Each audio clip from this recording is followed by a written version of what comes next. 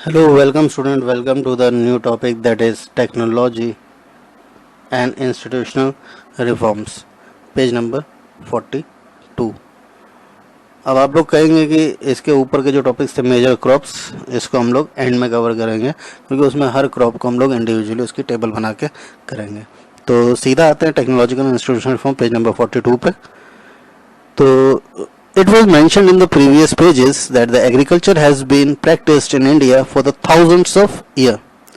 Sustained use of land without compatible techno-institutional changes have hindered the pace of agricultural development. तो पहले से हम लोगों ने पढ़ा कि इंडिया के अंदर एग्रीकल्चर जो है वो हज़ारों सालों से हो रहा है और ऊपर पढ़ा भी था कि sustainable use of land without compatible techno institutional changes have hindered the pace of agriculture development. Pace of agriculture development मतलब एग्रीकल्चर डेवलपमेंट की रफ्तार को हिंडर मतलब रोका है। तो शुरुआत से जो किसान थे वो खेती जो है वो सिर्फ अपने लिए करते थे, है ना। और हमने पढ़ा भी है प्रिमिटिव मेथड में वो लोग स्लैश एंड बर्न मेथड को यूज़ करते थे, शिफ्टिंग कल्टिवेशन। तो ज़मीन को वो नेचुरल तरीके से फर्टाइल होने के लिए छोड़ते थे, मानसून पे डिपेंड करते थे इरिगेशन के लिए, और ये बहुत स्लो प्रोसेस था, प्रोडक्शन भी कम थी, बस नेचुरल तरीके से प्रोड्यूस करते थे तो जो भी फसल होती थी वो बहुत कम होती थी।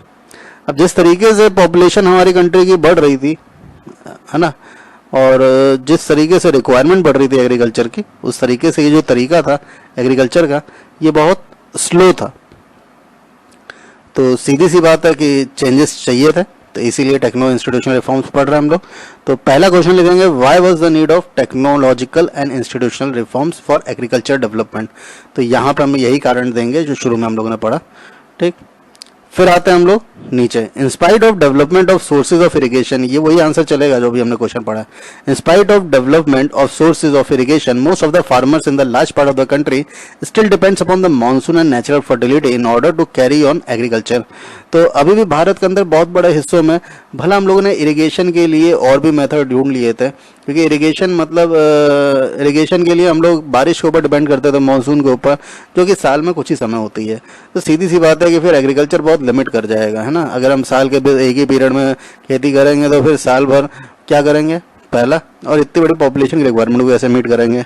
तो इसीलिए हम लोगों ने डैम्स वगैरह शुरू में आपने देखे बने जिससे इरिगेशन पॉसिबल हो पाए साल भर। फिर उसके बाद समर से ट्यूबवेल्स वगैरह है, वो तो बात की बात है शुरुआत में। उसके बावजूद भी भारत के अंदर बहुत बड़े हिस्सों में जो किसान जो है वो अभी भी मानसून पर डिपेंड करते थे, है ना। हमको पढ़ना है ना सिर्फ वाई। तो सीधी सी बात है कि अभी भी किसान जो है मानसून पर डिपेंड करते थे और नेचुरल फर्टिलिटी पर डिपेंड करते थे in order to carry out their agriculture को करने के लिए। तो नेचुरल फर्टिलिटी में वही शिफ्टिंग कल्टिवेशन, भाई वो किसी भी तरीके के आर्टिफिशियल मैन्योर को, फर्टिलाइजर्स को, पेस्टिसाइड, इंसेक्टिसाइड, इन सबको यूज़ नहीं करते थे नेचुरल तरीके से। नेचुरल तरीका टाइम लेगा, सीधी सी बात है, प्रॉब्लम है। तो फॉर अ ग्रोइंग पॉपुलेशन, जिस तरीके से हमारी देश की जनसंख्या बढ़ रही थी, this possess a serious challenge, उसके लिए ये एक बहुत बड़ा चैलेंज था एग्रीकल्चर की रिक्वायरमेंट को पूरा करना था। Agriculture which provides livelihood for more than 60% of the population need some serious technical and institutional reforms. यहाँ तक आपका वाई वाला आंसर बनेगा, है ना। तो सीधी सी बात है कि जिस काम को 60% लोग कर रहे हैं तो इसमें बहुत सीरियस ज़रूरत है टेक्नोलॉजिकल और इंस्टीट्यूशनल बदलाव की या चेंजेस की। अब जो दूसरा क्वेश्चन आपका बनेगा वो बनेगा, what were the various technological and institutional reforms in for agricultural development और इन एग्रीकल्चर डेवलपमेंट। तो एग्रीकल्चर डेवलपमेंट में कौन कौन से रिफॉर्म्स लाए गए, टेक्नोलॉजिकल इंस्टीट्यूशनल रिफॉर्म्स। तो यहाँ से अब उसकी लिस्ट बनाना शुरू कर देंगे, क्लियर। तो आएगा कि क्या land reform, sorry the collectivisation, consolidation of holding, corporation and abolition of zamindari etc. were given priority to bring about institutional reforms in the country after independence। तो आज़ादी के बाद जो सबसे बड़ी समस्या थी ज़मीन की, जो कि इतनी बढ़ चुकी थी लोगों में, अब उसको कंसोलिडेट करने की ज़रूरत थी, कलेक्टिवाइजेशन, कंसोलिडेशन की ज़रूरत है। कलेक्टिवाइजेशन स्टालिन्स कलेक्टिवाइजेशन प्रोग्राम में पढ़ा है, उसने क्या करा था, उसने ज़मीन को पूल कर लिया था सबकी और एक साथ ज़मीन को एक साथ ले आया था, कंसोलिडेट कर लिया था होल्डिंग्स को, है ना।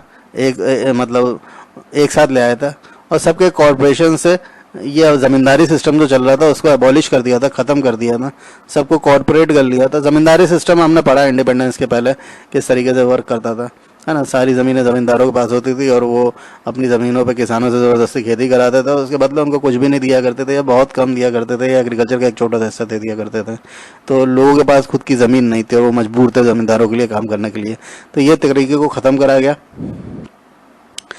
ये सारी प्रायोरिटीज़ थी सरकार की जो भी इंडिपेंडेंस के बाद इस सिस्टम को ख़त्म करने की। तो ये लैंड रिफॉर्म्स पॉलिसीज़ में चला जाएगा, है ना।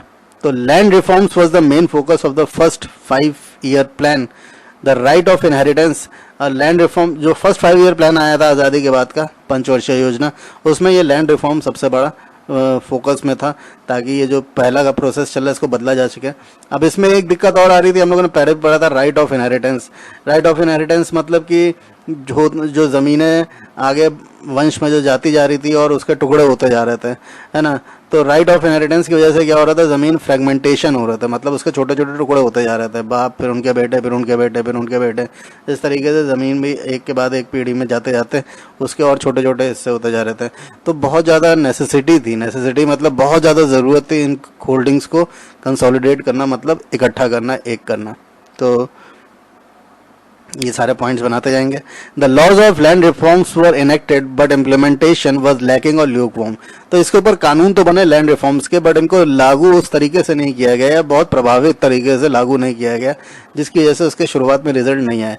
तो government of India embarked upon introducing agriculture reforms to improve Indian agriculture in 1960s and 70s। तो 1960-70s में गवर्नमेंट ऑफ इंडिया ने जो है इस एग्रीकल्चर रिफॉर्म्स को इंट्रोड्यूस करा और इंडियन एग्रीकल्चर को इम्प्रूव करने का काम करने की कोशिश करी, बट वही है, रिजल्ट्स उस तरीके से नहीं आ रहे थे। फिर क्या हुआ था, अब इसमें मेन क्या क्या चीज़ें इसमें आई, 60-70s में हम लोगों ने ग्रीन रिवोल्यूशन में पढ़ा था, पैकेज टेक्नोलॉजी में यहाँ पे वो आ जाता है जिसमें पूरा आपका मॉडर्न फार्मिंग था, है ना। तो मॉडर्न फार्मिंग से ग्रीन रिवोल्यूशन को बढ़ावा मिला और वाइट रिवोल्यूशन से डेयरी प्रोडक्शन को, मिल्क और जानवरों को पालना, है ना, दूध के प्रोडक्ट्स, तो वाइट रिवॉल्यूशन उसी का था। तो ये कुछ मेजर स्ट्रेटजीज थी, ग्रीन रिवॉल्यूशन, वाइट रिवॉल्यूशन, आपकी 60s-70s के ड्यूरेशन में, to improve the lot of Indian agriculture, but this too led to the concentration of development in the few selected area. अब गवर्नमेंट ने इसको प्रभावी तरीके से लागू तो करा, ग्रीन रिवॉल्यूशन और वाइट रिवॉल्यूशन को, बट ये भारत के कुछ हिस्सों तक ही सीमित रह गया और बहुत बड़े हिस्सों में अभी भी ये नहीं पहुंच पाया। आपने देखा भी था ग्रीन रिवॉल्यूशन का, वाइट रिवॉल्यूशन का सबसे ज़्यादा असर जो है वो मेजर नॉर्थ इंडिया में, जो आपका पंजाब है, हरियाणा है, उत्तर प्रदेश है, जहाँ जहाँ नॉर्थ के हिस्से, बड़े बड़े हिस्से खेती में, यहाँ पे तो इनको फ़ायदा मिला, बट बहुत बड़े हिस्सों में अभी भी फ़ायदा नहीं मिला। तो कहने का मतलब कि अभी भी उस तरीके से ये इफेक्टिव नहीं था। भाई इंडिया एक बहुत बड़ी कंट्री है, हम बहुत ज़्यादा प्रोडक्शन कर सकते हैं, तो हमको ये पॉलिसीज़ इंडिया में इक्वली इम्प्लीमेंट करनी पड़ेगी। तो 1980s में क्या हुआ, 60-70s में क्या हुआ बता दिया। Therefore in 1980s and 1990s a comprehensive land development programme was initiated. Comprehensive मतलब कि पूरे भारत में एक तरह साथ लागू करने की कोशिश करेगी, which included both technological and institutional reforms. प्रभावित तरीके से लागू करने की कोशिश करेगी, जिसमें आपके इंस्टीट्यूशनल और टेक्नोलॉजिकल रिफॉर्म्स दोनों शामिल थे। अब यहाँ पे अलग अलग लिस्ट नहीं बनानी है, जो पूरी लिस्ट है इसमें इंस्टीट्यूशनल टेक्नोलॉजिकल रिफॉर्म्स दोनों आ जाएंगे, ठीक। अब उसमें और क्या क्या चीज़ें बढ़ी, यहाँ पे भी पॉइंट्स बनाते जाएंगे। तो जैसे provisions for the crop insurance, अब ये कुछ अलग चीज़ है। ऊपर जो पढ़ रहे थे package technology, green revolution, white revolution, उसके बाद भी गवर्नमेंट ने और सारी चीज़ें करी एग्रीकल्चर को सिक्योर्ड करने के लिए, बढ़ावा देने के लिए, फार्मर्स को सपोर्ट करने के लिए, हेल्प करने के लिए। तो क्या क्या किया उन्होंने, पहली बात तो provisions for the crop insurance. तो कभी मान लीजिए सूखा पड़ जाता है, फ्लड आ जाता है, साइक्लोन आ जाता है, फायर लग जाती है जंगलों से खेतों में, या किसी भी तरीके से, या बीमारी फैल जाती है, आपने देखा होगा एपिडेमिक्स आती हैं, एपिडेमिक्स आती है, पैंडेमिक डिजीज़ आ जाती है ना, स्प्रेडिंग डिजीज़। अब इसकी वजह से अगर एग्रीकल्चर प्रभावित हो जाता है तो किसानों को इंश्योर्ड करा जाएगा, इंश्योरेंस दिया जाएगा। साथ ही तो अभी हम लोगों ने मनी एंड क्रेडिट में पढ़ा था कि why farmers prefers informal credit rather than formal credit. तो फॉर्मल क्रेडिट की जो प्रॉब्लम्स थी, है ना, तो उसको गवर्नमेंट ने सॉल्व करने की कोशिश करी। तो उसके लिए हम लोगों ने पढ़ा था कि किसानों की मदद करने के लिए ग्रामीण बैंक्स है, कोऑपरेटिव बैंक्स है ना, सेल्फ हेल्प ग्रुप्स पढ़ रहे थे जैसे हम लोग। तो एस्टेब्लिशमेंट ऑफ ग्रामीण bank, cooperative societies, banking for banks for providing loans facility. गांव में बैंकों को स्थापित किया गया ताकि किसानों को लोन दिया जा सके खेती करने के लिए, लोअर इंटरेस्ट रेट में, जहां पे पहले उनको ज़्यादा इंटरेस्ट देना पड़ रहा था। Some important steps in this direction, है ना। तो मतलब किसानों को फाइनेंशियल हेल्प करने के लिए, इंश्योर्ड करने के लिए। फाइनेंशियल हेल्प करने के लिए उन्होंने किसान क्रेडिट कार्ड लॉन्च करा, ऊपर पढ़ा ना आप लोगों ने। क्रेडिट मतलब एडवांस में पहले पैसा लेके किसान खेती कर सकता है। फिर इंश्योरेंस करने के लिए उसने पर्सनल एक्सीडेंट इंश्योरेंस स्कीम बना दी। अगर किसी भी कारण से, सूखा पड़ने से, अकाल पड़ने से, साइक्लोन आने से, आग लगने से, बीमारी फैलने से किसान की फसल नहीं हो पाती है, तो जाहिर सी बात है किसान अपने फसल पर डिपेंड करता है, तो गवर्नमेंट उसको इंश्योरेंस करेगी, है ना, for India, for benefit of the farmers. Moreover special weather bulletins, है ना, और सपोर्ट करने के लिए भाई किसान जो है वो अनपढ़ होता है ना, उनको मौसम का पता नहीं होता, तो मौसम का बुलेटिन्स जो होता है जिसमें मौसम की जानकारी होती है। एग्रीकल्चर प्रोग्राम्स फॉर फार्मर्स, जो भी नए एग्रीकल्चर प्रोग्राम्स होते हैं फार्मर्स के लिए बनाए जाते हैं, तो गवर्नमेंट ने उनको स्ट्रक्चर्ड करना शुरू करा, इंट्रोड्यूस करना शुरू करा और उनको इन्फॉर्म करना शुरू करा। भाई प्रोग्राम्स बना के किसानों के लिए, जिनके लिए बना रहे हैं, उनको इन्फॉर्म भी तो करना है, तो रेडियो के माध्यम से, टेलीविज़न के माध्यम से उन तक ये प्रोग्राम्स पहुंचाए गए। आप लोगों ने देखा होगा DD2 पे बहुत पहले चौपाल आता था जिसमें अलग अलग क्या कहते हैं, अनाज के बारे में, फसल के बारे में, मौसम के बारे में, है ना, फर्टिलाइजर्स के बारे में, पेस्टिसाइड, इंसेक्टिसाइड, इनके बारे में जानकारी दी जाती थी, जो किसानों के लिए ही होता था। The government announces minimum MSP, हम लोगों ने पहले पढ़ चुके हैं, है ना, मिनिमम सपोर्ट प्राइस। किसान से सरकार डायरेक्ट खरीदती है एक प्राइस पे, है ना, और उसको फिर PDS के थ्रू बांटती है लोगों में। तो यहाँ पे क्या होता था, पहले जो लोग बीच के लोग होते थे, बिचौलिए, किसान तो बेचता नहीं था, तो किसान से वो लोग सस्ते दाम पे खरीद लेते थे और उसको मुनाफा कमाते थे महंगा बेच के। तो इससे क्या होता है, किसान, गवर्नमेंट ने ऐसे नियम कानून बना दिए जिसमें गवर्नमेंट अब डायरेक्ट ही खरीद लेती है MSP, मिनिमम सपोर्ट प्राइस पे।